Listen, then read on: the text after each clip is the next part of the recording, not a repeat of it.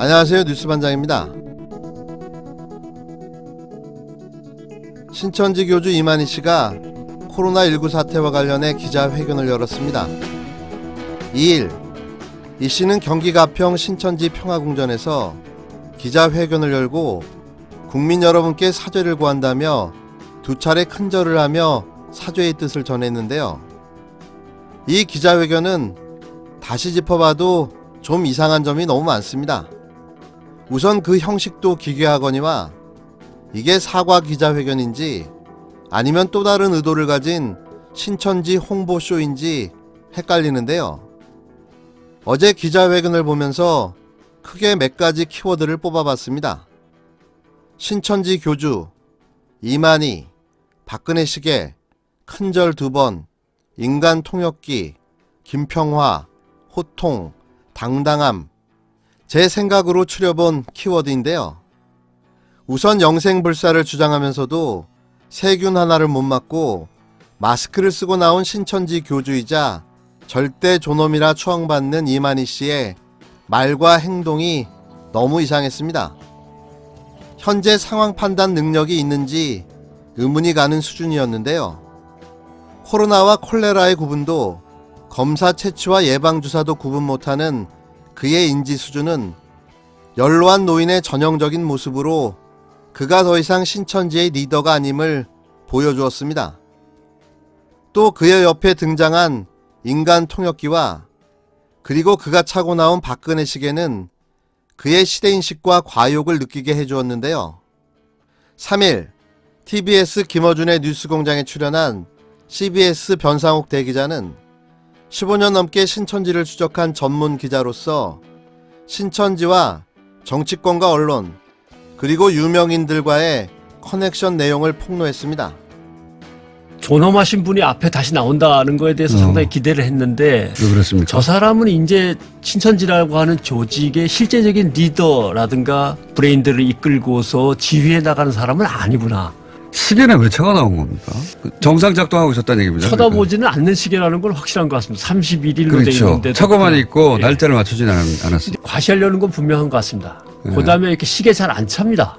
아 그래요? 예, 이게 손이 무거운 거 싫어하고 답답해합니다. 아 그분이 평상시 항상 시계를 좋아할 수도 있는데 그건 아니었어요? 새누리당 그전에 한나라당 시절에 한나라당. 관계를 꽤 많이 맺었다는 정황들이 있지 않습니까? 예. 왜 그렇게 관계를 굳이 맺었을까요? 왜냐하면 이제 사회적으로 진출해서 정상적인 종교 기관으로 자리를 잡아야 되는데 예. 이것이 다 막혔거든요. 예. 계속 임의단체 대접을 할 수밖에 없는 처지였고 결국 어떤 뒷배가 필요하다라는 걸 느꼈기 때문에 정치권으로의 진출을 상당히 이제 신경을 써서 노력을 했습니다. 맨 처음에는 2007년에 17대 대통령 선거. 예. 이때는 당원들을 다 그쪽 당으로 몰아주겠다고 해서 신도들한테 당원 가입서를 돌렸죠.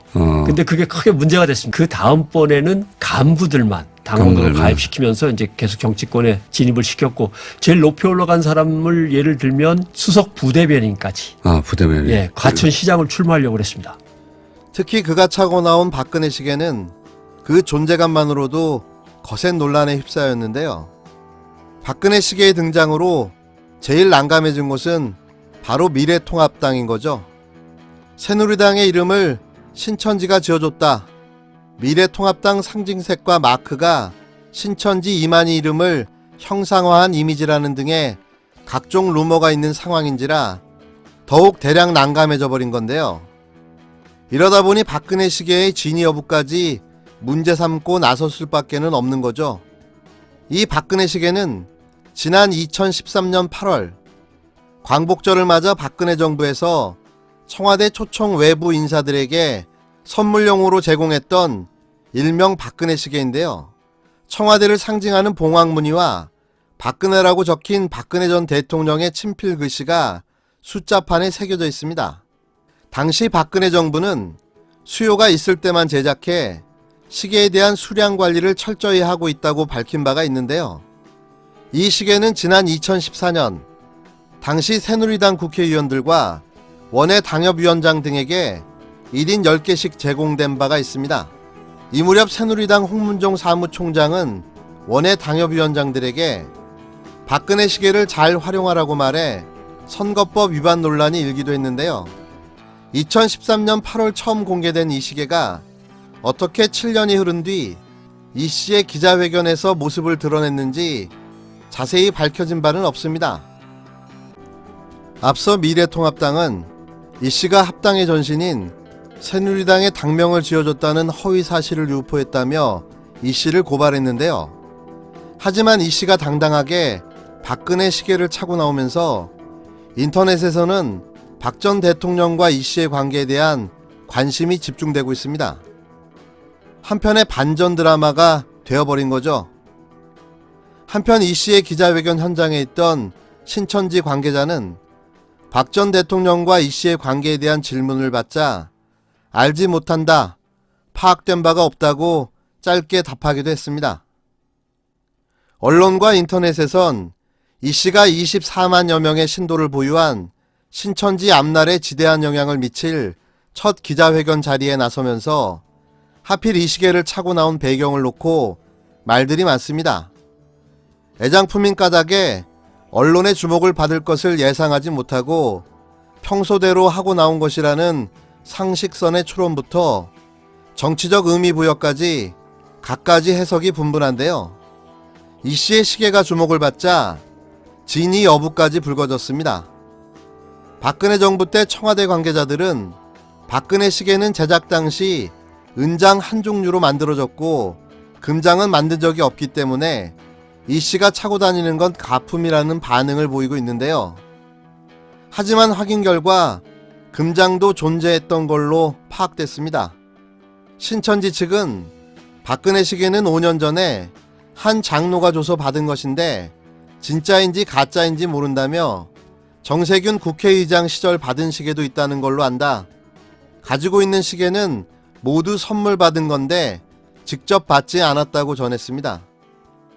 회색 정장에 노란 타이, 안경과 마스크를 하고 등장한 이 씨는 굳은 노령임에도 우려와 달리 건강 상태는 매우 양호해 보였는데요. 계절에 안 맞게 양복 안에 반팔 셔츠를 입는 것도 관심을 모았습니다. 이에 대해 신천지 측은 이 씨는 원래 열이 많다, 한겨울에도 여름 양복도 입는다고 했는데요. 하지만 그의 반팔 착용은 시계의 노출을 위한 의도된 것이 아닌가라는 의심도 갖게 만듭니다. 약 20분간 이어진 기자회견이 끝날 무렵 주위가 어수선해지자 이 씨는 앞서 큰절까지 하며 사죄했던 것도 잊은 채 크게 호통을 치는 강단을 보이기도 했는데요. 조용합시다. 조용. 우리는 다 성인입니다. 질서가 없으면 난장난에서 안 됩니다. 대체 무슨 믿는 구석이 이리도 좋길래 저리도 뻔뻔한 건지 놀랍습니다. 자라보고 놀란 가슴, 소뚜껑 보고 놀란 걸까요? 갑자기 박근혜 시계가 가짜라고 주장하고 나선 미래통합당과 보수 세력들, 무슨 관계가 있었긴 있었던 모양입니다.